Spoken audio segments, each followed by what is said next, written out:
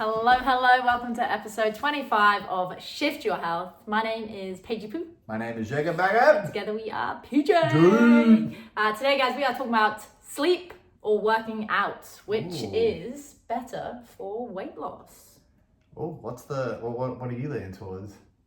Honestly, this one I feel like I'm not actually sure. Like I always think sleep is number one priority. But I guarantee everyone listening to this is useless at it. Well, they're all shift workers, so Yeah. yep, they probably have a Useless. Yep, a very crappy sleep schedule. Yeah, like which is hard. It definitely is ridiculously tricky. Yeah. Like, we've been coaching nurses now, or I've been it for over 7 years, Yeah. and like it's not easy. Like No. it really isn't. Like obviously, like we're currently filming this in the middle of the day. I guarantee some of the people we coach are sleeping right now because they're working for nights tonight. Definitely. So like that's not ideal. But there are things that, I think we've done an episode about sleep, that can make your sleep environment better.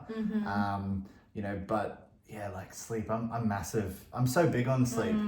Like I really am. Yeah. I'd say I think sleep's important because, if you're going to exercise and then you have like this morning example, I had 5 hours sleep last night, which is like very rare for me. Like Jake was crumbling, guys. Yes, we had a cooking class last night. It was fantastic, but it was amazing. it was a but sacrifice on the sleep. Yeah, so usually, guys, I usually get up at 3:45. I got up later, got up an hour later, but I knew that was still not enough sleep. But if I didn't get in, I wouldn't have worked out. He was straight to the magnesium. Yeah, like I knew my recovery is going to be poor, and that's why I think sleep is so key. And I always say this, like it's so overlooked when it comes to weight loss. Yeah.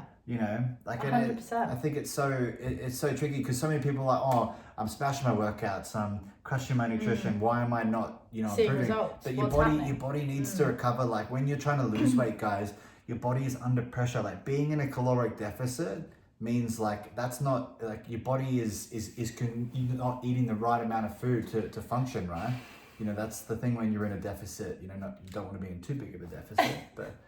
But I think sleep really has an impact just on the rest of the day as well. So if you have a bad night's sleep, what it can do is raise those cortisol levels, which is stress. And when we're stressed, we can then react to stress in certain ways. And then if you have a stressful day at work, that adds to that. Kids, life, partner, you then go for food because it's a quick fix or it's a stress reliever. So it has this snowball effect on everything else. Huge thing. And that's why I think it is so overlooked. Like it's not just the domino effect of like, oh, I had 5 hours sleep, I'm not going to recover. It's like all those things we don't look at. We just think it's just just how I am. Yeah. Or it's just me. Yeah. Or you have the other side where it's like, oh, I can function off 5 hours. Yeah. Yeah, of course. You can. Like I feel fine right now. I'm not tired, but like I would have been better to have what I normally have. Or whatever that is for yourself, like don't be afraid, because that's the biggest thing I've heard over the years of coaching shift workers, just like, oh, but I can function off 5. Yes, you can. Yes. But is it the best thing for you?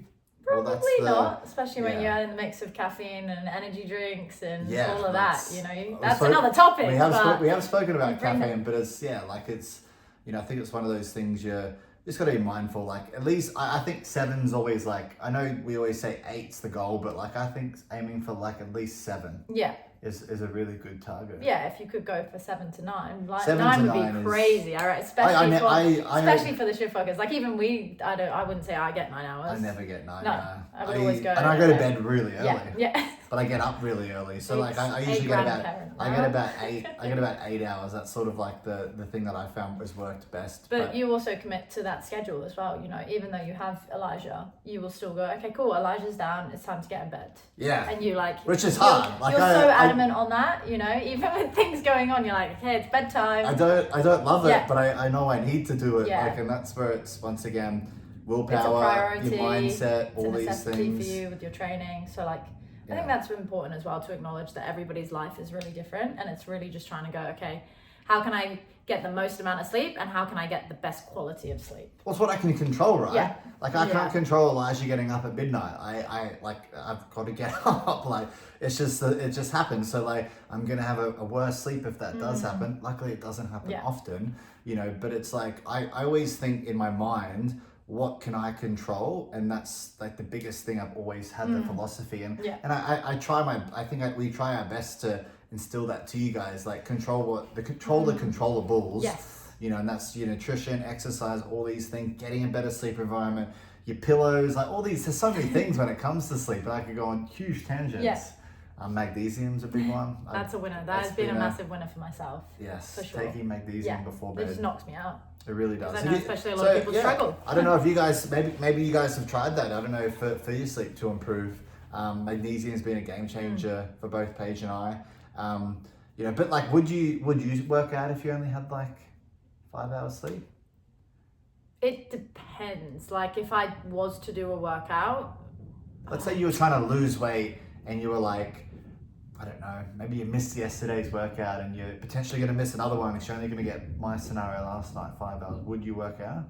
I would go for a walk. I'd lower the intensity of my session, and I'd go for a walk. Good little tip there, guys. You know, I know we've spoken about this in the past. You probably would. I did. I broke myself this morning. I had a very hard workout. But me personally, if I was super, super tired, I'd be like, okay, I'm not feeling, because the thing that happens then is the snowball effect of showing up to the gym, being really tired, feeling stressed, and then adding more physical stress, because you get physically stressed from exercise. 100%. Whether it is weightlifting, whether it's a run, you are literally causing stress on the body. So 100%. It's like, okay, if I'm super stressed right now, and I'm super tired, and I've had a bad night's sleep, yeah, go for a walk. Like, take it easy, don't be hard on yourself, and then pick it up tomorrow. Well, I think the tip there, guys, is like listening to your body. Like, yes, this morning, like I said, I only had 5 hours sleep. Not common for me.